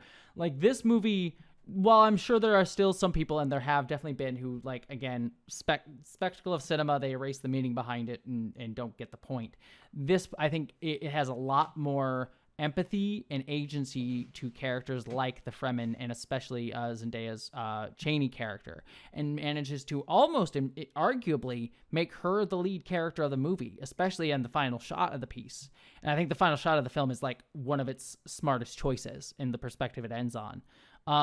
and just the sadness of this journey and like the shit of this hero's journey bullshit monomyth. We need the great hero to come and white savior dude to come and save us from us all so he can go and be an authoritarian and be a piece of shit narrative. Like, I think the movie just does a great job at like getting the perspective better and getting past some of the biases better. Still has some of its problems. I have a friend of mine, Miranda, who did a video on like analyzing the movie from a person of Middle Eastern descent. So there's like criticisms to be made of it still, but I really do think like this movie is a fantastic job, does a fantastic job. Haven't seen it because I was nowhere near as in love with the first one as everybody else was. I liked the first one. I think the first one was good, but I get it. But like this one's way better, I think. The only reason I might go out of my way to watch it is I really am curious to see what he does with Messiah because they're letting him do it. The fools. Yeah, it'll be interesting. So on that basis, I might get around to it. I do really like the first movie. Like, I agree with you. Like, I like the first movie. I'm not like in love with it. I just think like I just think the stuff he does with Zendaya's character in particular, Cheney, in part 2, I think is absolutely fantastic. So my number 3 is my frivolous, fun throwaway movie. Yep. Deadpool and Wolverine. Yeah. I just had fun. And you know what? I appreciate the art of cinema. I appreciate deeper themes and deeper meanings. I'll get back to that bullshit in the last 2. But sometimes you just want to go and you want to laugh your ass off at the absurdity of Channing Tatum playing Gambit because you know enough about the behind the scenes stuff to know that he was supposed to play Gambit for like 15 years and the damn movie never got made, and it's finally happening here, and it's stupid and it's ridiculous and it's fun. Also, one of the most underrated villains in Marvel's history. I would agree Cassandra with that, Nova fucking rules. I would agree with that. And yeah, I agree. I had a lot of fun with it too. My only thing that didn't, and it is not intentionally on my list, the only thing is like I had a lot of fun with it. I just like, there's a part of me, same thing with Astrobot, though Astrobot is not as bad. Just the cynicism of the corporate shit in it, like especially like knowing Marvel's going to learn all the wrong lessons from that movie. Look, I agree they're going to learn the wrong lessons. But every now and then, as much as you know that purified water is better for you, sometimes you want a fucking Coke. I agree. And I think, let me put it this way. If this movie had come out like 4 or 5 years ago, I would probably be less jaded about it, I guess is the better word to say. Fair. It's just like the culture of like regurgitating nostalgia that we currently live in just like upsets me and frustrates me and angers me. And while Deadpool and Wolverine is like a good version of that, and like I think the best you could do with something like that, just the culture we are in just makes me unable to like fully appreciate it on its own terms. And it's not the movie's fault necessarily, but I understand that. I'm not even going to fight you on it. Yeah. All right. My number 2 is Challengers. I love this movie. This movie is it's surprisingly part of a very long lineage because a friend of mine did a video essay on it. But like, is what if tennis was sex? Which apparently there's a lot of movies that do that. But it is about. Well, I mean, like it's a game where people run around and get sweaty and go ugh when they hit the thing. Like, it works. It's true. But like, this is a movie about taboo and breaking sexual norms, because the whole movie is about 2 guys, one who had a successful career and one who kind of had a down on his luck career, but they used to be friends. And you think that the movie is going to be this, like, they're 2 guys that are arguing over this girl, and like their friendship broke up because of this girl and they're working it out. And really, and it makes it very clear up front, so I'm not spoiling too much, it's really more about their 2 guys who want to fuck, who have to have like the excuse of a woman being present to be able to get over their bullshit and get through that. And then tennis becomes like a metaphor for them breaking that. And what I love even more about it is like, you explain that, and that's already good on its face, but there's an obvious problem of like, oh, well, then the woman's this there as like the character to facilitate these two men's journey in the story. But no, like Zendaya's also gets an equal amount of time for her feelings on both of the characters, both of the men, her own sort of frustrations with her own career, how she is better than both of them but has an injury. And like prevents her from keep going. Like it's a movie that is like about sex, about relationships, about power. It even gets into some like subtle aspects of like racial aspects, with Zendaya being a black woman and like the treatment of many black women in sports, particularly in tennis. So like it's a movie that like manages to handle a lot of its themes and ideas really, really well. And like the final sequence of the film, like it fucks very, very, very hard, and both metaphorically and literally. And they have some shots like from the perspective of a tennis ball that I have no idea how they shot it, but it looks so cool. So yeah, just a really great film. So my number 2 is technically a cheat because it came out last year, but it came out in December. And I don't care. My alternative was to put this in the honorable mentions and put Inside Out 2 on the list proper. And my conscience won't let me do that. So number 2 will go to Godzilla -1. Oh, yes. That was my number 1 last year. So it's really, really phenomenal. It has hands down, and I know this sounds like a backhanded compliment and like a low bar to clear, but it has hands down the best human story that has ever been told in a Godzilla movie. And the reason why that isn't a backhanded compliment is it is a legitimately great story about the trauma inflicted on the people of Japan, not just by being bombed, but the trauma of what their own government asked them to do and asked them to sacrifice.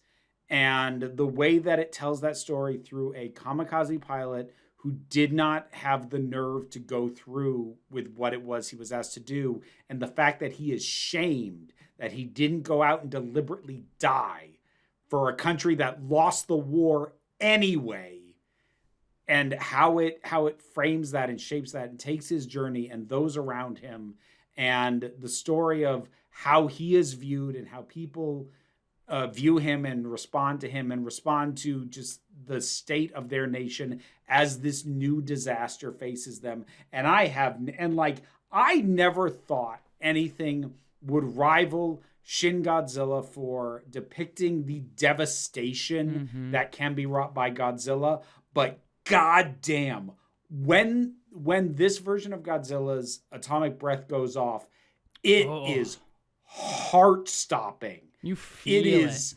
so destructively powerful. This is an incredibly smartly made movie. Godzilla is not in it much by runtime, but every second is powerful as hell. And even when he's not on screen, it's a really well-told story. Yeah, I this is my number 1 movie last year. And like it made me like both Aaron and I saw it together and we were weeping as we left the theater. There's one moment in particular that I won't spoil for people where you do a complete emotional 180 of going like, fuck this guy to, oh my God, that hurts so bad. Like in like a complete emotional 180 in a second. And it like hits you so hard, like made us bawl. So yeah, that's a real good movie. I have a feeling we're going to have the same number 1. I was just about to say that. I think we both have the same number 1. So why don't we both say it together? It is... I was trying to think of something funny. I was trying to think of like a shitty... Moana 2. Yes, I think we both have the same number 1, and I'm assuming it is... I Saw the TV Glow. Yes, correct. I'll go first, but I'll keep it short because I've already made a whole video essay that is in part about this. But it is a movie that I don't think a movie has ever like captured the emotional like pain of being trans better than like this movie, and like learning how you need to come out and feel it. And it's such a like people. What I will say is this: like people tend to sometimes think that this is it is a sad movie and it is a dark movie at times, but it is a very hopeful movie. And I think people sometimes miss that. That whole point of like, there is still time at the end is this like plea to people to please choose yourself. And the thing that I also love the most about it, again, we could talk hours about the metaphor of it, is that while it is a explicitly trans film, like you cannot miss that. If you know anything about the person making it, you know it's trans. The film is also very clear. It's also trans, but it is not only trans. And it is a very clear movie about like this feeling that trans people feel in a very gendered way is like a feeling that all of us are feeling. And it manages to universalize the feeling of being trans in a really beautiful way. And in a year where we get like Amelia Perez, which is very objectifying and like meant to be nice to trans people, is very pitying and objectifying and spectacleizing being trans. This is a movie that really captures the emotionality of being trans, the emotionality I think so many other people are feeling in this, like in a similar way. And it also just like uses cinematic language in a way that is very unique and yet feels very visceral. So yeah, fantastic movie. I'll pass it off to you. Yeah, I also have my own video on this. And like I say this as someone who has explicitly done videos in the past saying that I am sick of the trans story being defined by pain. Mm-hmm. That having been said, the way in which this is able to contextualize and communicate that pain makes it not exploitative, it is not making a spectacle out of trans pain. It is not defining a trans experience by pain, but it is looking at the reality of the pain that is frequent within trans lives. And while I'm not going to disagree with you that there is hope in the film, or even that there is hope at the end, what I will say is it is a film that contains hope. However, this movie emotionally destroyed me. I don't disagree on that front. Yeah. And my takeaway is that this is a monument and a eulogy to the people who don't get out. And you can have your own opinion about whether or not there is still hope for the lead character by the end of that movie. But I think the movie choosing to end when it does not remove the possibility of hope. But this to me feels like a tribute and an acknowledgement that not everybody does get out. Not everyone escapes the trapped life that they feel like is smothering them and making it so that they can't breathe. And that does not invalidate their existence, nor does it make their stories not worth telling. I want to be clear, like I agree with you completely on that. I do think the film has a lot of hope at the end, in the sense of like seeing his heart. He still sees that there, like, he at the beginning of the film he says like, I feel like there's nothing inside of me, or she, I should say. There's nothing inside of me. Yes, you should. Yes, I know. But then she opens up her chest and there is something there, and it still shines just as bright as it would have any other time. So I think that's hopeful to say, like, no matter what, you are still alive inside as long as you are alive. And then that line, there is still time, it is saying there is always still time it's saying no matter what, as long as you are alive, you can still choose yourself. And there is still time to make that choice no matter how long it's been. But it also, and I agree with you, like it is the other element of it is like it's a plea, that thing of like there's still time. The still implies there's not infinite time. So like you have to choose at some point. And it is, I think the movie itself is a plea to be like, choose yourself. And I agree with you, choosing to end where it does and not giving that catharsis of like, she made it out, she's great. It is both a telling people who are feeling this way, please choose yourself. There is still time to choose yourself. You are still alive inside if you are seeing this and feeling this. So I think it is that plea. But I also agree with you, like there is an element of it that is like an ode to the people who don't get out, and that their stories are just as worth telling, and they are just as valid as anyone else who has come out. So, and this, folks, is what you get when you let queer people tell their own story. Yeah, but let's nominate Amelia Perez for a Golden Globe. And I swear to God, if the Academy Awards nominate Amelia Perez and not, they're going to. I will. They are absolutely going to. It is the hot button political issue. They are absolutely going to. I know they are. It's gonna be the trans version of the fucking Green Book or Crash or whatever the bullshit. And it's gonna piss me the off. But yeah, I saw the TV Glow. It's fantastic. It is glorious. That is gonna, by the way, just to listeners, because that is gonna be one of my videos next year. Hopefully, probably a video that'll release early, unless it gets an Academy Award nomination, in which case I'll save it for around then. But like, I'm gonna be going off on Amelia Perez and that shit. So, and also probably Squid Games too. But I need to watch the show to be able to articulate that. Like, yeah, we do have to wait and see. Like, They may the content of that season may be good. Their choice to cast a cis man as a trans woman and then say we couldn't find a trans woman, bullshit, and not cast a woman, bullshit. Does not bode well. Double bullshit. Like, again, oh boy, that's a whole. This is a whole other discussion. Whole rants that I've already done multiple times. But short version for those not keeping score at the moment: don't cast cisgender people as trans characters, and if you do, don't fucking cast a cisgender actor whose gender identity is the thing that the trans character transitioned out of instead of in. Meaning, if you're not going to do the dignity of casting a trans woman to play a trans woman character, at least cast a woman and not a fucking man. Yep.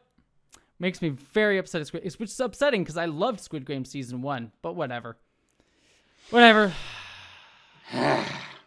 Anywho, that's a different discussion. Go see the TV Glow. I saw the TV Glow. This rant will be saved for a video essay in your near future. Go subscribe to our channels. Speaking of which, anything else you wish to say, Vera? If you are listening to this on the podcast, have a Happy New Year. And if you are watching this on YouTube, I hope you did have a Happy New Year. Because this will hit the podcast before at least it goes up on my channel. Yes. I actually may steal your edit if you don't mind. Send me your edit so I can use it on my secondary channel too, if you're okay with that. I'm moving, so thank you for doing the work. I appreciate you very much, Vera. Anywho, the only other thing we have left to say before we do our stuff is we are to officially announce what we are doing next. The Jumpgate podcast, which will be finishing up in the next few weeks as we wrap out Babylon 5. When that finishes, probably in late February, probably, my assumption would be. Somewhere in that vicinity. Something, I don't know. I don't feel like pulling up a calendar and figuring it out. Mid to late February, probably. When we finish Babylon 5, we are going to be jumping over to, drumroll, Battlestar Galactica. The reimagined version from the early 2000s. And yeah, the podcast is going to change from Jumpgate to be called Frack This Podcast. So I hope you all enjoy that. We'll be doing that sometime early next year. So check that out and join us for that. I'm very pumped about it because it was, I'm excited to talk about that show because was one of my formative science fiction shows growing up. But I am curious to see how it has aged in a not Bush era politics. So we'll see. I have a feeling it'll age generally good, but not perfectly. So I think it'll be interesting. So, all right. Anything else, Vera? Nah. Stuff time. I'm out of wine, so. All right. Stuff. If you enjoy my stuff, Patreon pays the bills. The main thing that funds is YouTube, both the Council of Geeks channel and the Break Room of Geeks, which is my secondary channel. You can also find Council of Geeks content on Blue Sky and Instagram and Twitch. That is the geeky stuff. If you prefer the spicy stuff, you can look for Vera Wild, as noted previously, Wild spelled WYLDE, and you will find content of the spicy variety on YouTube. Instagram, TikTok, Blue Sky, OnlyFans, many vids, and clips for sale. Good girl. I hate you. You can find my stuff at Jessie Gender. That's my video essay channel. I will have a bunch of new video essays in the new year. Yeah, it should be like 2 or 3 weeks into the new year. I'll start having several video essays starting to come out. I've just been working on them for a long time, so check that out. I have a secondary channel called Jessie Gender After Dark, where I do news, reviews, reactions. I should still probably be reviewing Star Wars Skeleton Crew as of this listen. I will probably also be reviewing Severance when that comes out, so check that out, as well as other random stuff that goes up over there. I am on all of these social medias, Instagram and Blue Sky being the main two that I use, and I am also on Nebula, the streaming service that houses my movie identities, which I talked about earlier, so I won't go too far into it, but support me there if you have not seen it yet. And it will also be coming out on Blu-ray in the very near future as well. Beyond all of that, Vera, anything else? Well, since this is going up on YouTube as well, I will give my usual sign-off so people don't feel deprived and remind you all that you are beautiful, you are valid, and you are loved. You are the council. I'm just running the meetings, this time with a co-host. And I will until just... next time that this council is adjourned. We're just vibing off each other very well. But I will also add my usual go-to and say, live long and prosper. Be seeing you. And now it's time to thank my highest supporting patrons. Robin Moore, Goddess Elida, Zubin Lutfulla, Welsh Wrestling Geeks, Oliver B., Melissa Pedersen, Movie Turtle, Ulrich Bogdan, Loki Eris, Melinda Walters, Auntie Kate 808, Becky Sparks, Renabulax the Poodle, Tracy Scrabbit, Angry Casperl, Dave Hall, Quite Bearish, Rosalind Bennett, Adam RDL Taylor, Pal Barabajoggle, Mira G, and Sir Didymus is my favorite.